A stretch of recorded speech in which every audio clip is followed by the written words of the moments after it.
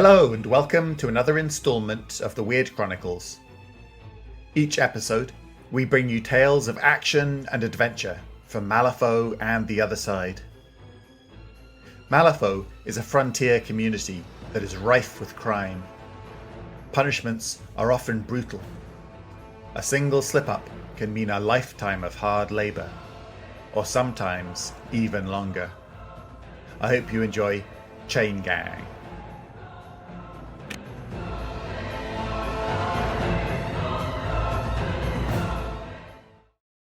Chain Gang by Mike Wallace.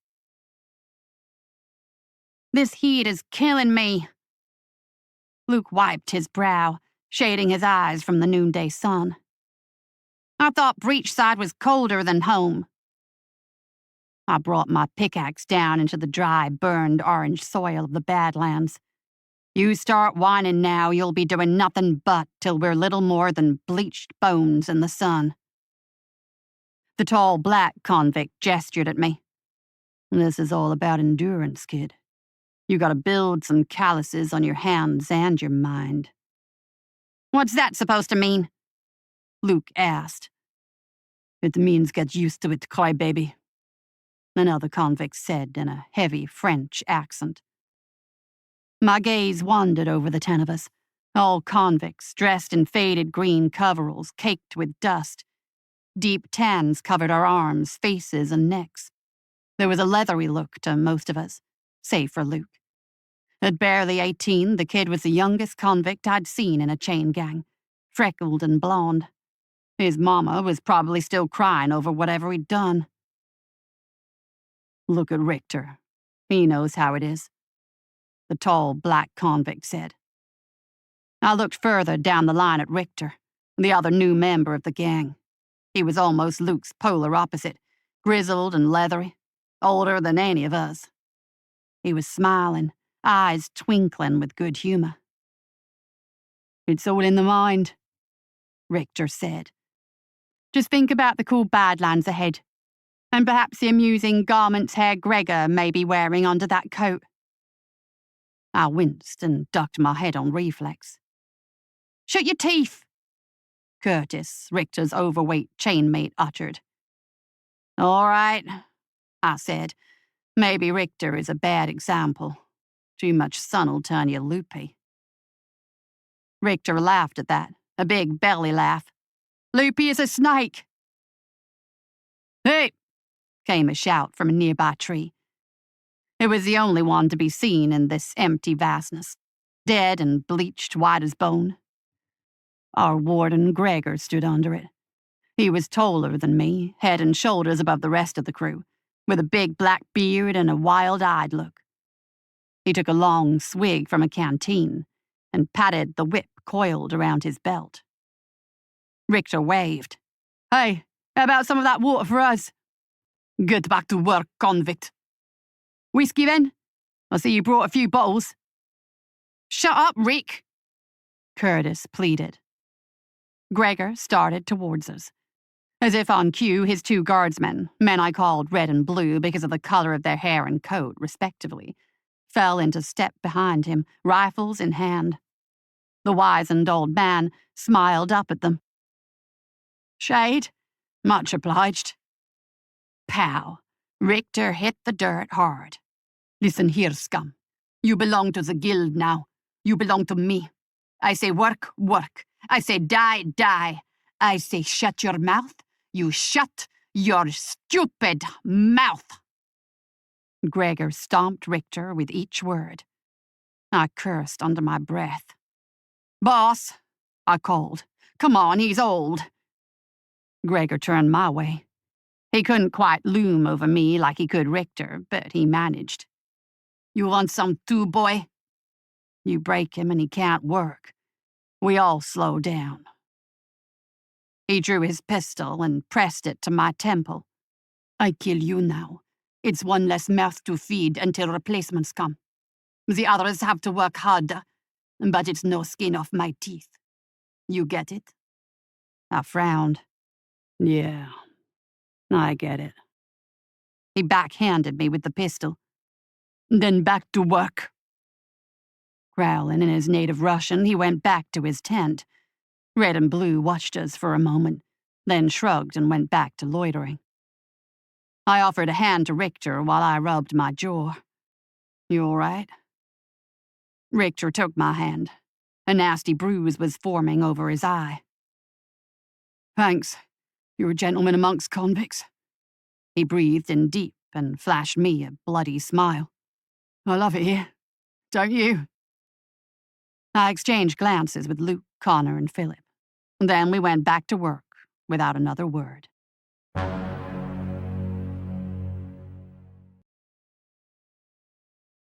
The day went on. We broke the earth on the Badlands and lined it with heavy wood planks for the iron rails to come. The foreman, a short British man named Carrows, came out of his tent every now and again to take measurements and scan the horizon with his landscaping tools. A chill wind came down from the north in the late afternoon, and we all seemed to sway with relief. The rest of the shift went quicker without the heat on our backs, and before long the sun had set and Red whistled through his fingers. "That's enough, picks down!" We piled our tools neatly and shuffled into our tent, an old barrack-style army canvas. There were cots lined up for us, and I sank into mine, reaching underneath for my bowl. Philip and the cot nearest to mine and Luke's let out an expletive in French, flicking his bowl to send some kind of beetle or roach scurrying away from him. "Should have kept it," Connor grinned. "He'd probably taste better than dinner." On cue, Red and Blue entered the tent, carrying a heavy pot between them. "Balls up!"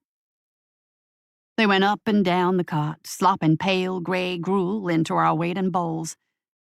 They stopped when they reached Richter, who was humming some German marching song to himself. "Boss says you don't get no share," Red said. "You gotta learn your place." Richter sat up. "I wouldn't eat that swill. But if you're inviting me to eat at the warden's table, I'd be happy to join him." Blue slugged him, knocking him out of his cot. "Boss said to do that if you got any lip left." Richter's smile took on a cruel look. "What good little puppies you must be. Do you sleep at the foot of his bed too?" Red looked at Blue. "You know, I think he deserves his share after all. What you thinking?" Blue nodded. He hefted up the pot and slopped its contents over Richter's bald head and down his coveralls. "That ought to tide you over," Red said. "Bon appetit." Curtis laughed. Grinning like a child, he ate his dinner, stifling laughter. As the guards left, Richter stared at the mess gathering on his lap, shrugged and laid down, not even bothering to try and wipe it away. After an awkward minute or two, the rest of us started to eat, save for Luke, who looked nauseous. "Eat it," I said. "You won't get anything better." He tried to smile. "It ain't exactly Ma's biscuits and gravy." "I think it tastes a bit like library paste," Philip said. "Just do as I do," Connor said. He tipped back the ball and swallowed it down as fast as he could. "There, see? Done." Luke sipped his and winced, then held his breath and gulped. "Just like the army used to make," I said. "The army fed you this?" Luke asked. "Nah, we used it to seal gas masks," I said. The four of us chuckled. Looking a little better, Luke started to eat.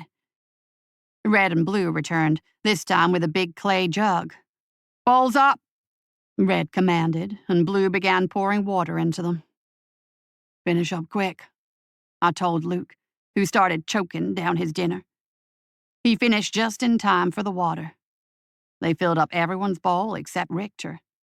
But the old man seemed to have finally gotten the message. "Lights out, convicts," Red called, and he doused the single lantern hanging from the ceiling. "Rich, you need some water?" I asked. My throat protested, but I ignored it. Richter shuffled in his cot. "You're too kind." "No, thank you, Harry." Luke sniffed the water. Think they piss in it. Probably is piss, Connor said. Cheers. When I'd drank mine down, I laid down on the cot. The tent was comfortably quiet, almost serene.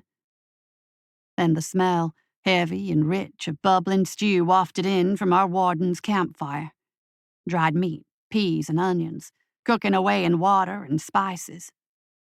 My stomach suddenly realized how unappetizing gruel was and started to churn, almost like it was trying to claw its way out.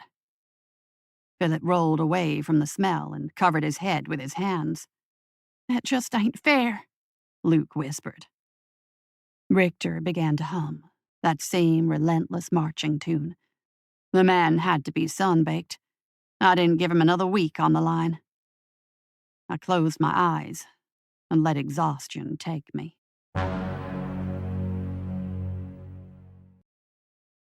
Curtis's scream woke me. I sat up, pulled out of restless dreams. The sun hadn't risen yet. All I could make out were shadows moving about as the other gangers were roused from sleep. "The hell is going on?" Connor barked. Curtis continued to scream. I'd heard it before in the war. The scream of men trying to comprehend their own missing limbs and spilling guts. Gregor pulled the tent open, lantern in one hand and pistol in the other. "What in the bowels of hell is going on?" he roared. His eyes bulged as the light fell over Curtis, revealing the blood that covered his torso and face. Richter was gone, leaving more blood pooling in his cot. "Boss, what's going on?" Red asked, pushing his way into the tent, followed by Blue. "Holy..." "Grab him!" Gregor snapped. The guardsmen jumped too, hooking their arms onto Curtis and pulling him up. The man continued to squeal, so Gregor slugged him in the face, stunning him into silence. "Get him out!" "What the hell is going on?" Luke asked. "Is he bleeding?" "Come on," I said. The entire chain gang followed Gregor outside, watching the guardsmen set Curtis on his knees. Gregor grabbed him by his bloody collar. "Where is he? Where'd he run to?" "I don't know," Curtis said. "Oh, I didn't do it." "What is going on?" Carrows asked. He approached from his tent, having taken the time to arm himself with an officer's pistol. Gregor shook Curtis. "This rotten convict helped his mate escape, or he killed him." "I didn't, I swear," Curtis pleaded. "Look at him," I said. "He's scared to hell. He didn't do anything." "Yeah, lay off," Connor said. A few more convicts voiced their agreement. "Shut it, all of you," Gregor said. He aimed his revolver at Curtis's forehead. "You have 10 seconds to tell where he is. 10. "I swear," Curtis cried. "I swear to God and my mama, I didn't do anything. I woke up and he was gone and my clothes were wet, and when I realized what it was, I didn't kill him."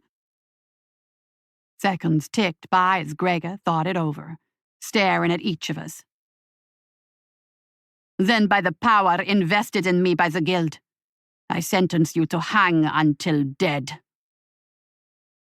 Curtis's face went pale. He slumped down onto his knees, staring at the ground.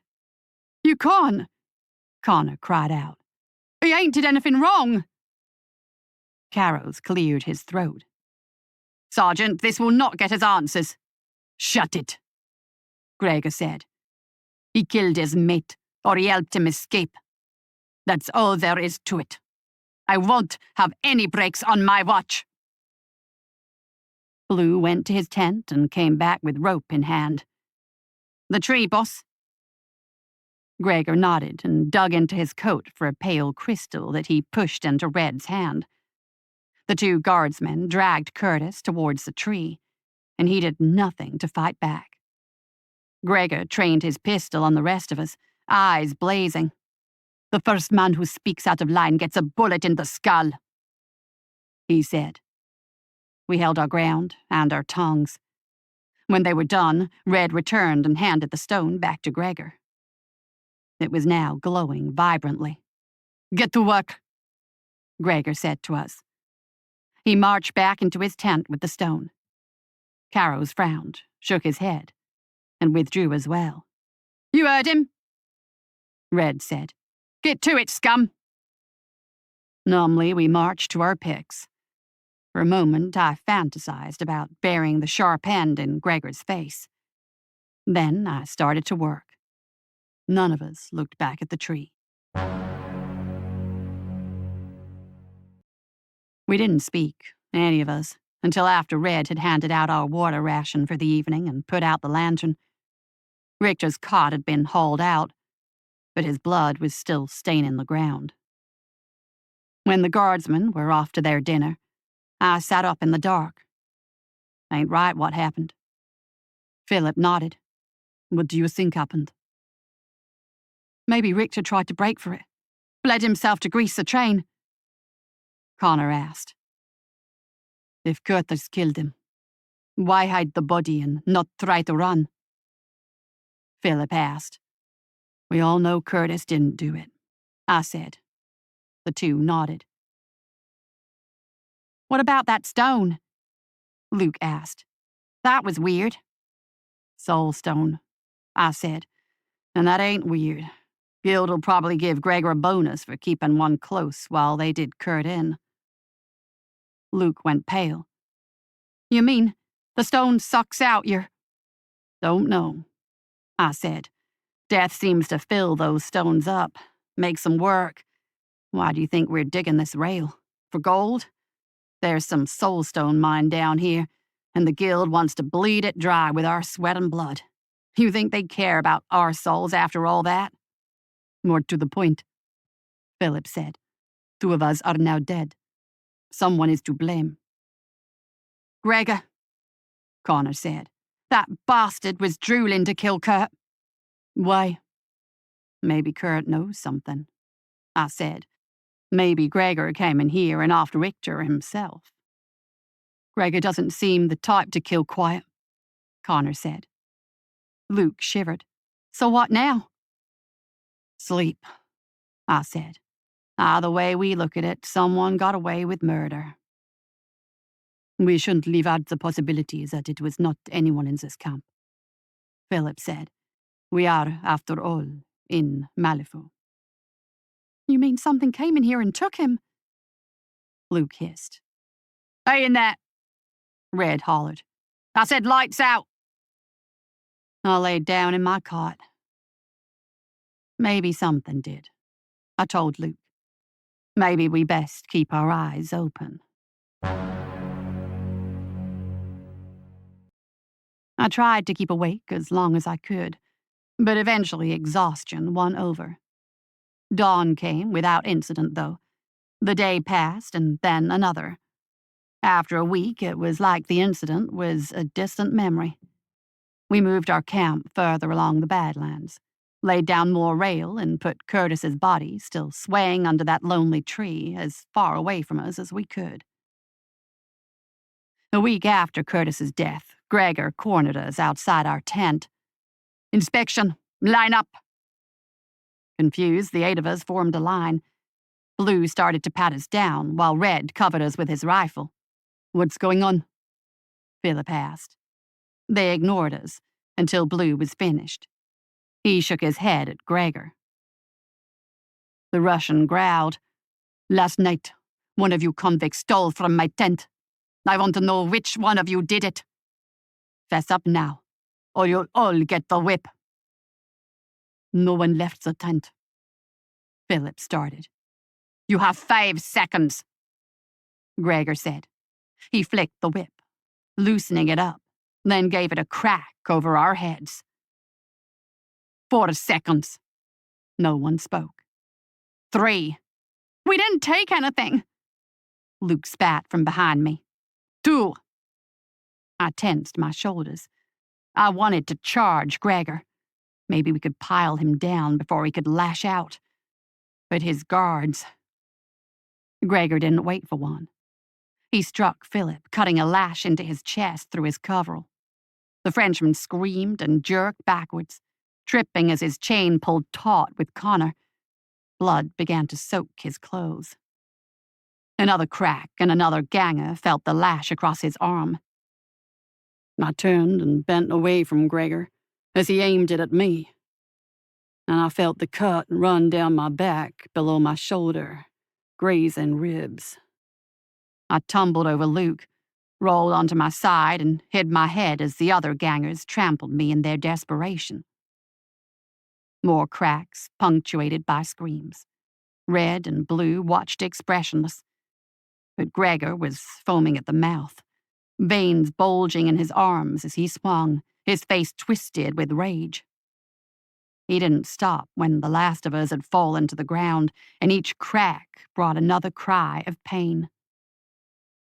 The gunshot rang out, loud as a thunderclap in the dry air. Carrows lowered his pistol but did not holster it. The stern look on his face spoke volumes. "Enough," he said. "Your discipline lacks discipline, Gregor." Gregor's fingers twitched over the whip. "You dare. The Guild." Carrow's eyes narrowed. "The Guild will not like that your temper cost us our schedule." Gregor's face turned red as a beet. "That stone was worth 10 krus." A 10-second passed, and then he snarled, "Get to work," and stormed into his tent. I met Carrow's eyes and nodded once. The foreman returned it, but said nothing. It was enough.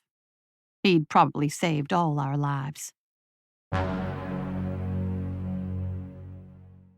The work continued, but progress was strained. Almost everyone had taken a lashing. My own back stung with every swing of the pick. I woke the next morning with blood staining my cot.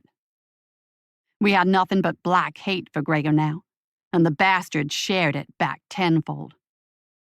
He kept his distance, save to shout at us, and paced near his tent like an angry bear. We were reduced to half rations, and he seemed content for the moment to starve us into uselessness. A few days after the lashing, a supply train arrived. We unloaded more planks and rails, while Carrow spoke with the conductor just within my earshot. "Was the hanging necessary?" the conductor asked. "In my experience, no." "Then where'd the missing one go?" "I can only guess he was taken. Perhaps the culprit is not yet done. Gregor's soulstone was taken 3 nights ago. We have not been able to find it." "One of the crew?" "No, and they have the scars to prove it." The conductor sighed. "You know, that boy you hung? I passed that tree not an hour ago. The body is gone. I'd have chalked it up to scavengers, but if there's potential resurrectivity, I'll have to call it in. Do so and be quick about it, I do not like our chances out here." When the conductor had started his train back towards Malifaux, I let myself wander near Carrow's. "You think a resurrectionist is hiding way out here?" For a moment, Carrows didn't speak. Then he said, "I believe he is one of us." The foreman walked away without another word, leaving me with a cold feeling in my gut.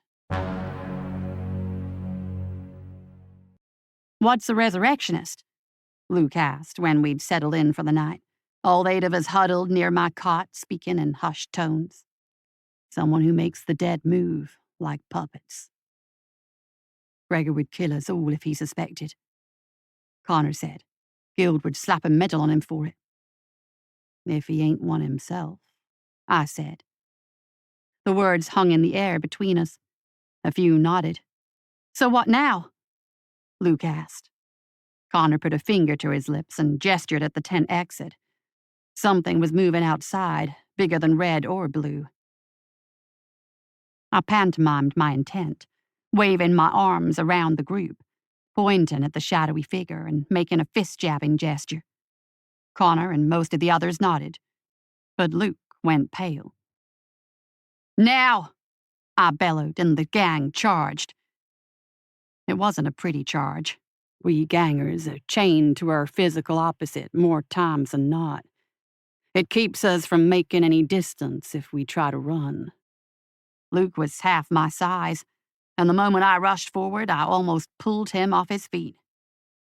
The others hobbled forward like kids in a three-legged race, but they were determined to win. We barreled the figure down into the dirt with the weight of our bodies, shouting at the top of our lungs. Red was on duty that night, lounging by his campfire, and he was up on his feet like a deer. Carrows and Blue appeared next, hefting lanterns. "We got you!" Connor was shouting.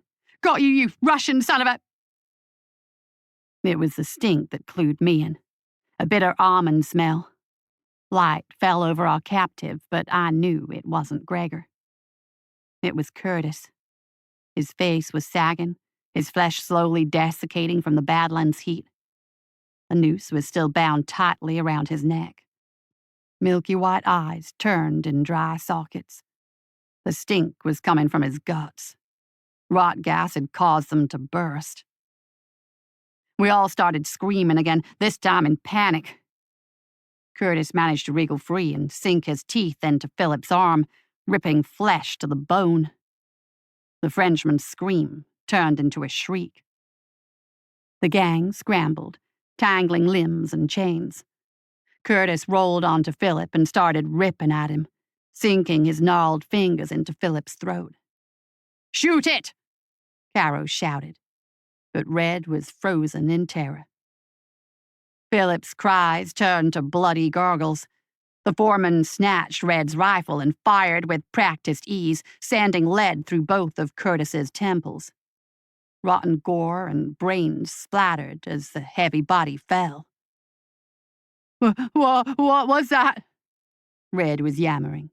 "An undead," Carrow said, handing the rifle back. "All of you on your feet. I cannot guarantee it will not get back up again." We untangled ourselves, and I helped a very pale Luke to his feet. "It was—" "Yeah, I know," I said, curt. Connor knelt over Philip, frowning as he closed his chainmate's still eyes. "Gregor, get out here so I can kill you myself!" Gregor didn't present himself. Our eyes scanned the camp, but the Russian was nowhere to be seen. Carrow stepped forward. "Gregor, present yourself!" Blue took 3 reluctant steps towards the tent and lifted the flap with his rifle. "Boss?" The guttural roar came from within, and Blue was yanked inside. Red screamed, firing at the tent, and Carrows had to duck out of the way. He darted for his own tent as Red shouted out for his partner. Then Luke screamed behind me, and I turned to see Philip's corpse, sinking his fingers into Luke's belly and pulling loops of intestines free. As Luke fell back into my arms, Philip turned on Connor, who shouted out Philip's name as bloodied hands ripped out his eyes. "Ma."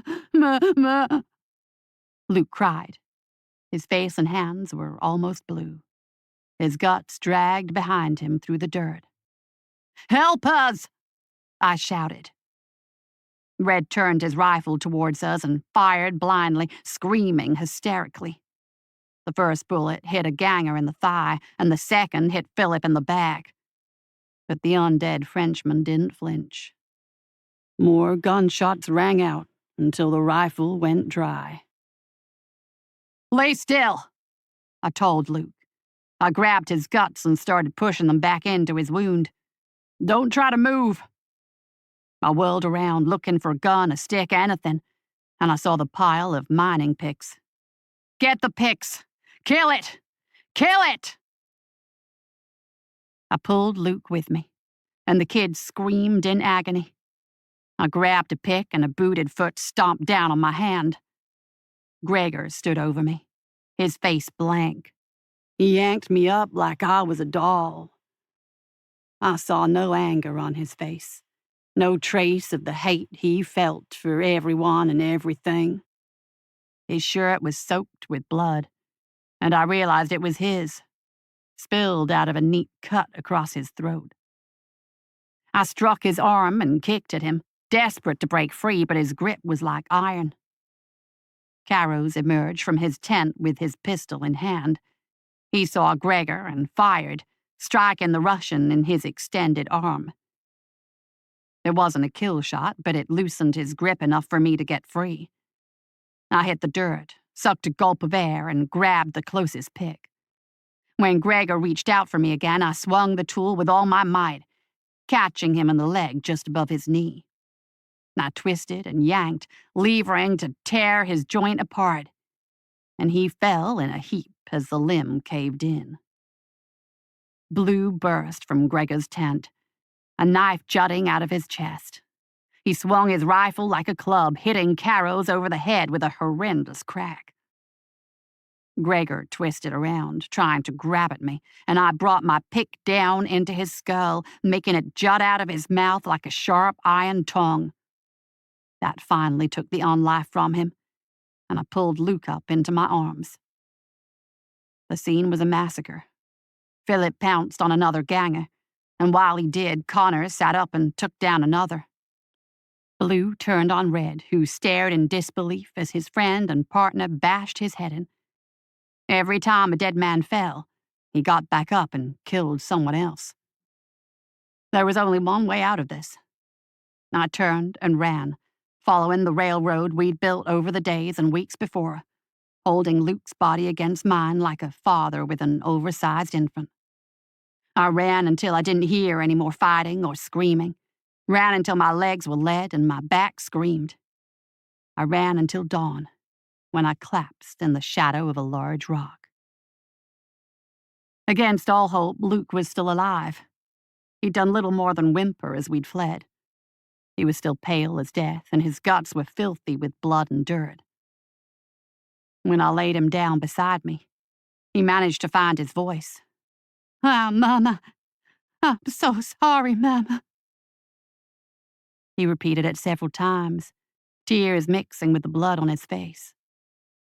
It was a familiar sight to me, the kind you see when someone so young realizes his life is ending. "I don't want to be here. I don't want to be here." "Hey, kid, Luke, look at me." He blinked several times. What?" "You got a big family."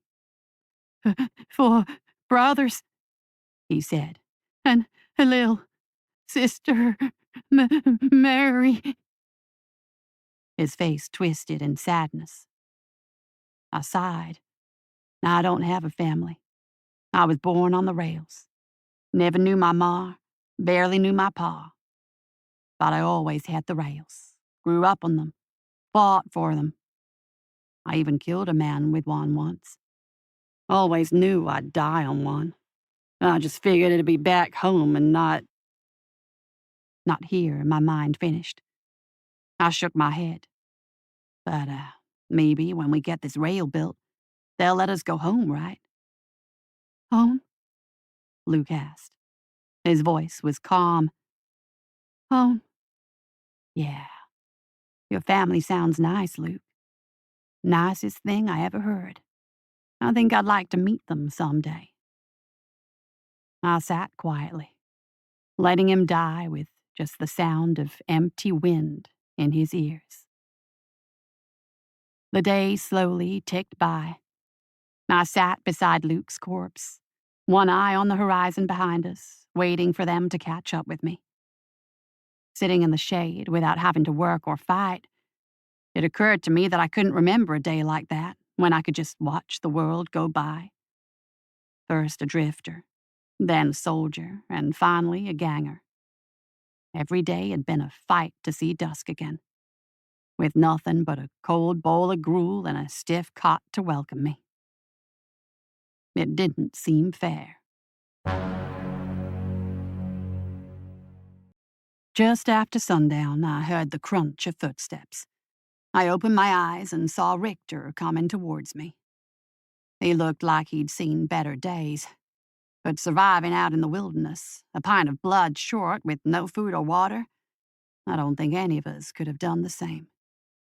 He twirled the stolen soulstone in his fingers, and it glowed like bottled lightning.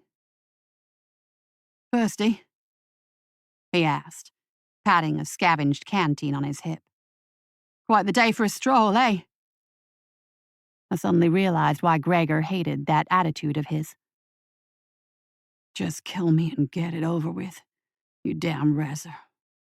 My voice was hoarse. He tilted his head. "No, you are a man I respect, Harry. I do not wish to kill you. You killed everyone. Connor, Carros." I looked down at Luke. "That is the nature of this world, my friend." He smelled the air and his smile grew. "Malifaux is my kind of place. I feel like I can finally be myself here. Maybe that makes me bad, but I am not without sympathy." He held up the key to my chains. "A trade." I blinked. "You can't be serious." "He's just a kid. He doesn't deserve that." I gestured back towards our camp. "He's dead," Richter explained. "Nothing more than meat and bone now, and he's slowing you down." "What are you going to do with him? Bet you don't know him." He dropped the key and canteen into the dirt and backed away. I took both and unlocked myself from Luke. The click of the lock sounded like a gunshot. "On your way now, Harry. Auf Wiedersehen." My thoughts were a jumble. I wanted to take Luke with me, maybe get him home to his family. I wanted to leap over and rip Richter's head off with my bare hands. I wanted to scream and curl up in the dirt, cursing God and everyone below him for this rotten, miserable existence. But instead I walked away, following the rails. Richter started to hum that marching song of his, cheerful and insane in equal measure. I hugged the canteen to my chest, shuddering. I tried to put the world behind me out of my head. Edge Point couldn't be more than a week away, I thought. 7 days, maybe 8. Just keep walking. Behind me, Luke started to sit up.